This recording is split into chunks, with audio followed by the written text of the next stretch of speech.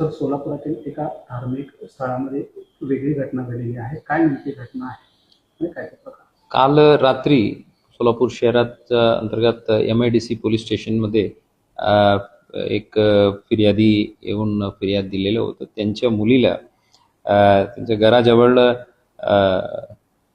नई जिंदगी भागात एक मद्रासा जे आहे तिथं शिक्षण देणारे जे मौलाना जे आहे त्यांनी त्यांच्या मुलीला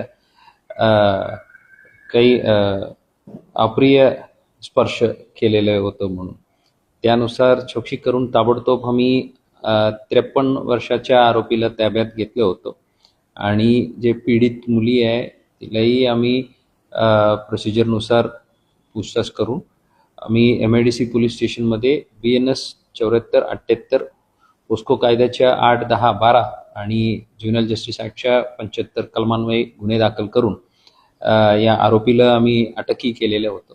आज या आरोपीला आदरणीय कोर्टासमोर हजर करून 2 दिवस पोलीस कस्टडी मिळालेल्या आहेत. त्याच्यावर पुढील तपास चालू आहे.